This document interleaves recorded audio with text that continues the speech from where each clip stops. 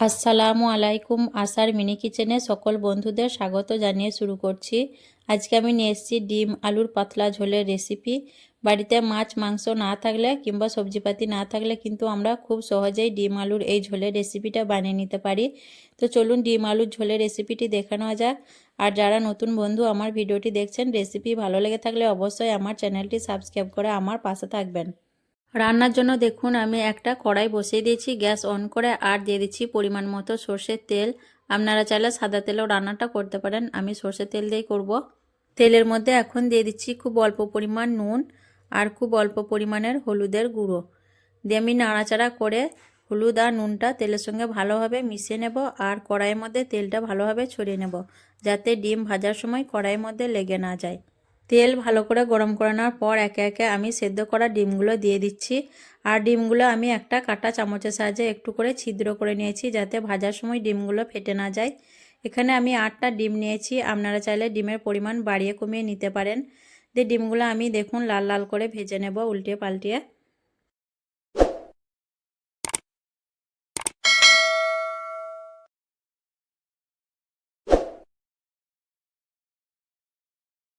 ডিমগুলো দেখুন বেশ কিছুক্ষণ ভেজে নেওয়ার পর খুব সুন্দর একটা কালার চলে এসছে, আর ডিমগুলো কিন্তু খুব ভালোভাবে ভাজা হয়ে গেছে। হলুদ দিয়ে ভেজেছিলাম, তার জন্য দেখুন ডিমের কালারটা খুব সুন্দর এসছে। এখন আমি ডিমগুলো একে একে তুলে নেব।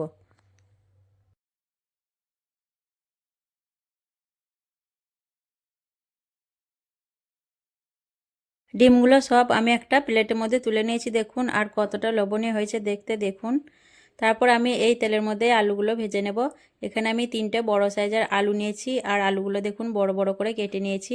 আপনারা চাইলে আলুর পরিমাণ বাড়িয়ে কমিয়ে নিতে পারেন। আলুগুলো আমি নাড়াচাড়া করে লাল লাল করে ভেজে নেব। আলুগুলোও দেখুন আমি খুব সুন্দর লাল লাল করে ভেজে নিয়েছি। এখন আমি আলুগুলো একে একে তুলে নিচ্ছি একটা থালার মধ্যে।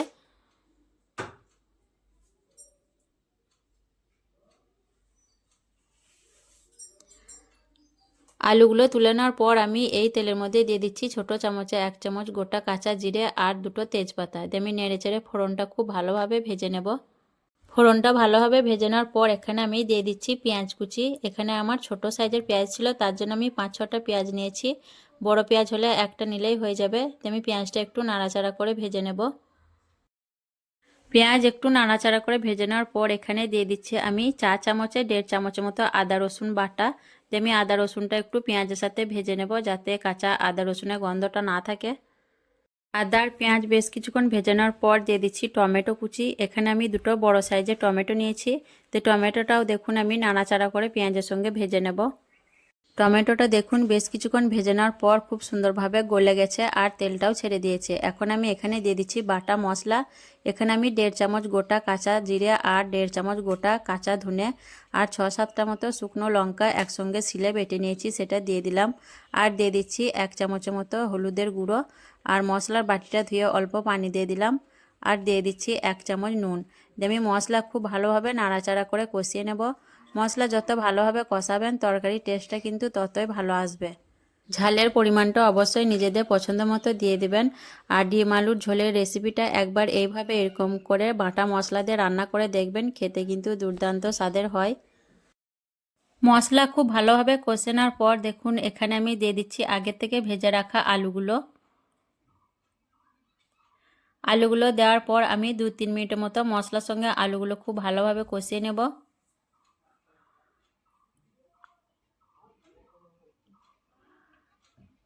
2-3 মিনিটের মতো আলুগুলো খুব ভালোভাবে কষে নেওয়ার পর আমি মাঝে মাঝে দেখুন অল্প করে পানি দিয়ে আলুটা 5 মিনিটের মতো কষিয়ে নেব, তাহলে আলুটাও কিছুটা সেদ্ধ হয়ে আসবে আর মশলাটাও খুব ভালোভাবে কষানো হয়ে যাবে। আলুটা দেখুন আমি 5 মিনিটের মতো খুব ভালোভাবে অল্প অল্প করে পানি দিয়ে কষিয়ে নিয়েছি, আর দেখুন তেলটাও কিছুটা ছেড়ে দিয়েছে। আর আলুটা দেখুন প্রায় সেদ্ধ হয়ে এসছে, অর্ধেক সেদ্ধ হয়ে গেছে আর অর্ধেক কাঁচা আছে। এখন আমি এর মধ্যে দিয়ে দিচ্ছি আগে থেকে ভেজে রাখা ডিমগুলো। ডিম দেওয়ার পর আমি আবারও খুব ভালোভাবে আলু মশলার সঙ্গে ডিমগুলো 2-3 মিনিটের মতো কষিয়ে নেব।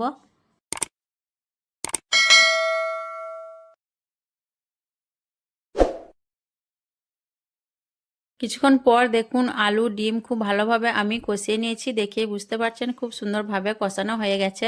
এখন আমি এর মধ্যে ঝোলের জন্য দিয়ে দিচ্ছি পানি। আমি পাতলা ঝোল করব, তার জন্য 1 বাটি পানি দিয়ে দিলাম। আর ডিম আলুর এই ঝোলের রেসিপিটা আলু সেদ্ধ করেও করতে পারেন, সেক্ষেত্রে ঝোলটা গাঢ় হয়ে যায় আলুটা সেদ্ধ করে রান্না করলে, আর কাঁচা আলু ভেজে রান্না করলে ঝোলটা পাতলা থাকে। তার জন্য আমি কাঁচা আলুটা ভেজেই রান্না করলাম পাতলা ঝোলের জন্য।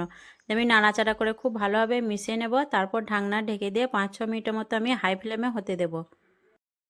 5-6 মিনিট হাই ফ্লেমে রান্না করার পর আমি একটু চেক করে দেখে নেব আলুগুলো ভালোভাবে সেদ্ধ হয়েছে কিনা। তো আলুগুলো কিন্তু সেদ্ধ হয়ে গেছে ভালোভাবে, আর একটু সেদ্ধ হলে খুব ভালো হবে খেতে, তার জন্য আমি আরও কিছুক্ষণ রান্না করব। এখন আমি নাড়াচাড়া করে একটু নুন ঝালটা চেক করে দেখে নেব। নুন ঝালটা আমার ঠিকই আছে, আর তরকারির কালারটা দেখুন কত সুন্দর এসছে। এখন আমি লো ফ্লেমে ঢাকনা ঢেকে দিয়ে আরও 2 মিনিট হতে দেব, তারপর আমি স্ট্যান্ডিং টাইমে রেখে দিয়ে আপনাদের দেখিয়ে দেব। স্ট্যান্ডিং টাইমে রাখার পর দেখুন কতটা লবণীয় হয়েছে দেখতে ডিম আলুর ঝোলের রেসিপিটা। এইভাবে আপনারাও খুব সহজে বানিয়ে নিতে পারবেন। বাড়িতে মাছ মাংস কিংবা সবজিপাতি না থাকলে খুব সহজেই রান্না করে নেবেন।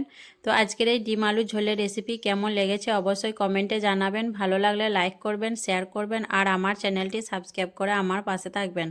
আসবো আবারও অন্য কোনো রেসিপি নিয়ে। সকলে ভালো থাকবেন, সুস্থ থাকবেন। আল্লাহ হাফেজ।